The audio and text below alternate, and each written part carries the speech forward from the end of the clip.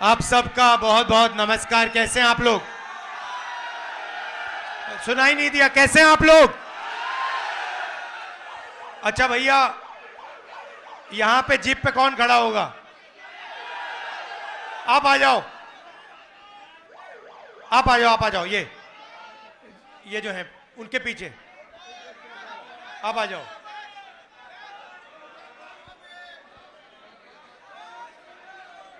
नाम क्या है भैया आपका? कौशिक जी, ऊपर आइए जरा।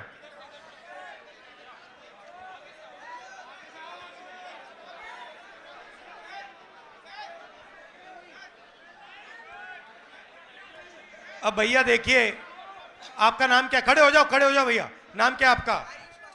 आयुष कौशिक जी हैं। नमस्कार करो जरा। अब बताओ मुझे एक बात, अभी बुलाएंगे। आयुष जी से नहीं पूछ रहा, मैं आपसे पूछ रहा हूं। आयुष जी जरा इधर देखिए। अब मान लो अगर हमें आयुष जी की जेब काटनी हो, मान लो हमने सोचा कि भैया आयुष जी की जेब काटो, सबसे पहले हमें क्या करना पड़ेगा? हाँ, सबसे पहले भैया आयुष जी उधर देखो जरा।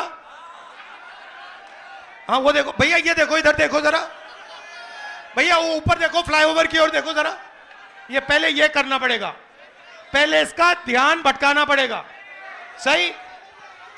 ये काम आपके लिए नरेंद्र मोदी जी करते हैं। भाई और बहनों, वो उधर देखो। भाई और बहनों, इधर देखो। भाई और बहनों, ऊपर देखो। भाई और बहनों, नीचे देखो। अब उसके बाद क्या चाहिए आपको? उसके बाद कौशिक जी जरा घूमिए जरा। उसके बाद जब उसका ध्यान चला जाएगा, पीछे से कोई आएगा, है ना? किसी को आना पड़ेगा। वो कौन है भैया? वो अदानी है, वो अंबानी है। ठीक है, अब मान लो ध्यान भटका दिया और पीछे से जेब काट दी, तो तीसरी किस चीज की जरूरत है? हाँ भैया, मुझे ये डंडा लाठी देना जरा। ये झंडा उतारो इससे। नहीं, इससे काम चलेगा। छोटा नहीं चाहिए, बड़ा चाहिए। ये और ये तो पहला जो ध्यान भटकाता है नरेंद्र मोदी जी, दूसरा जो जेब काटता है अदानी जी, और तीसरा जो डंडा लिए घूमता है अमित शाह। कहीं भैया तुम लोगों ने कुछ किया? जब ED I, CBI I, income tax I, police वाले आए, तो कुछ किया, तो फिर देखो कैसा डंडा लगता है। आयुष जी धन्यवाद आपका। अभी करते, फोटो ले लो, आ जाओ। ये भैया सेल्फी का जमाना। आ जाओ, आ जाओ, आ जाओ, यहां बैठ जाओ।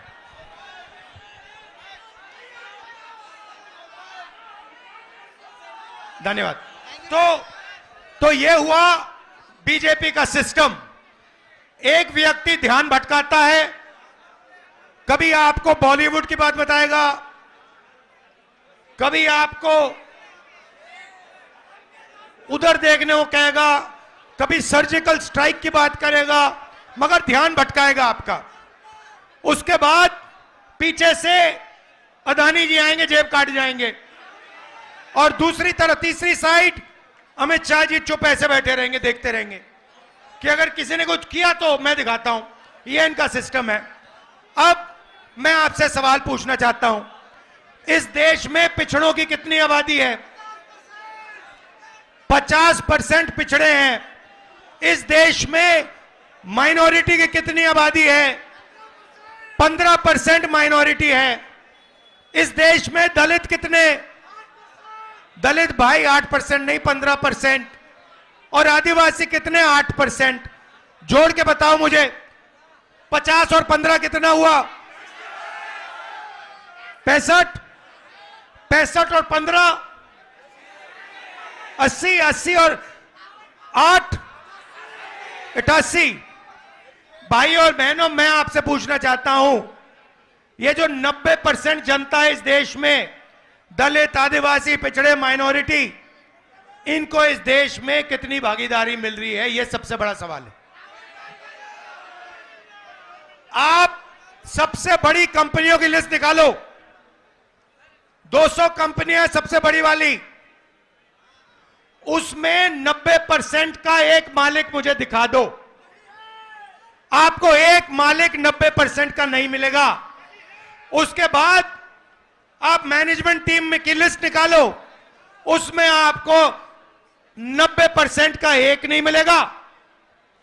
फिर आप कहो ठीक है 90% हिंदुस्तान की कंपनी का मालिक नहीं बनने चाहते, मैं नहीं कहता, मगर आपने मान लियो कह दिया, तो फिर मैं आपसे पूछूंगा भैया ठीक है 90% के मीडिया में कितने? मीडिया में कितने? एक नहीं है।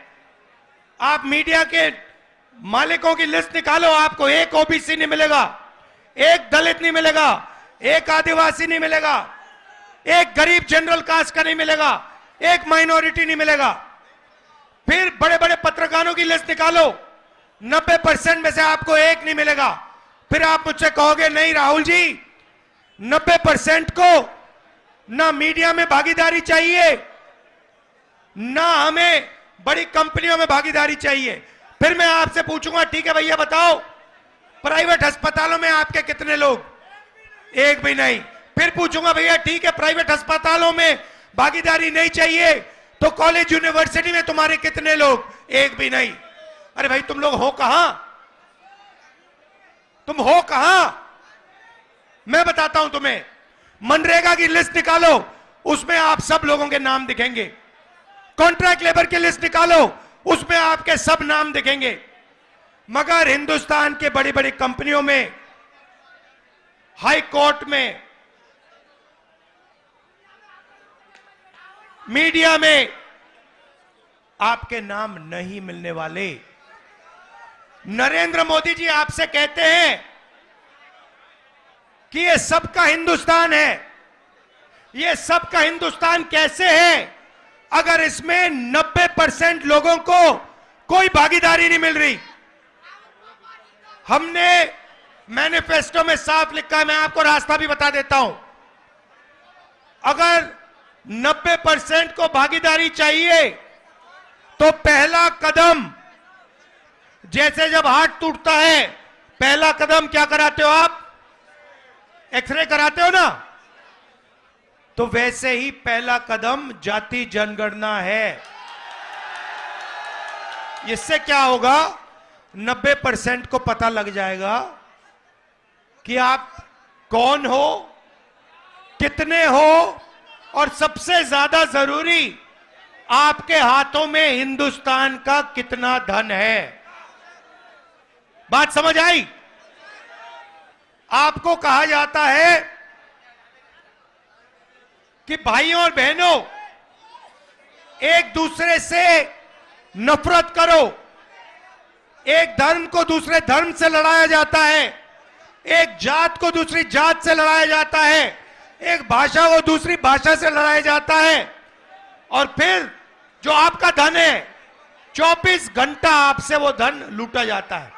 मुझे बताओ हिंदुस्तान के एयरपोर्ट किसके हाथ में है? मुझे बताओ हिंदुस्तान के बड़े बड़े इंफ्रास्ट्रक्चर प्रोजेक्ट तो दिए जाते हैं, किसको दिए जाते हैं? मुझे बताओ हिमाचल के सेब किसके हाथ में जाते हैं? मुझे बताओ हिंदुस्तान के सबसे बड़े पोर्ट किसके हाथ में है? मुझे बताओ अग्निवीर योजना क्यों की गई? क्योंकि जो आपका रास्ता था, 90% का रास्ता था, उसको बंद करना था, और अदानी जी को जो कॉन्ट्रैक्ट, हथियार के कॉन्ट्रैक्ट देने थे, वो सारे के सारे इस सरकार ने दिए अदानी जी को।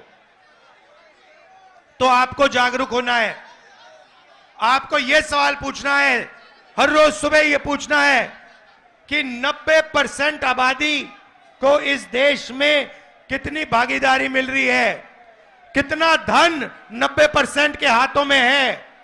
यह सवाल आपको पूछना है, और कोई सवाल ही नहीं है।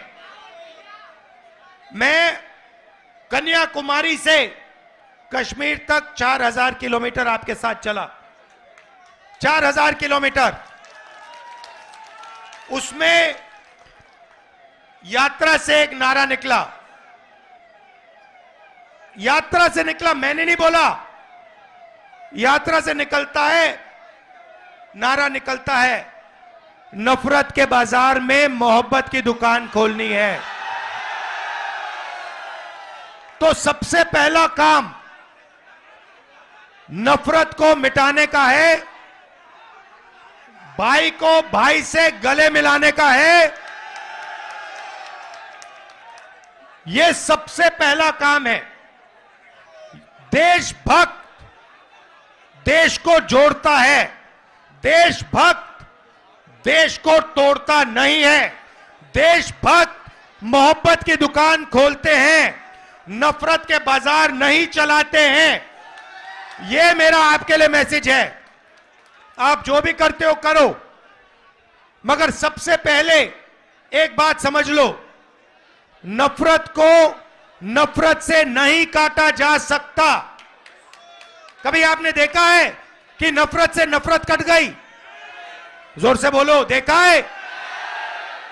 नफरत मोहब्बत से कटती है। और आप सबके दिल में, सबके दिल में मोहब्बत ही मोहब्बत है। अब सिर्फ आपको वो मोहब्बत दिखानी है, लोगों से गले मिलना है और कहना है कि हम इस देश में नफरत को नहीं फैलने देंगे, हम डरेंगे नहीं, हम मोहब्बत फैलाएंगे, 24 घंटा मोहब्बत फैलाएंगे और नफरत को मोहब्बत से काटेंगे। आप सब यहां आए, इसके लिए दिल से मैं आपका धन्यवाद करता हूं। आपने यात्रा में अपनी पूरी शक्ति दी, आपने अपना प्यार दिया, दिल से आपका धन्यवाद करता हूं।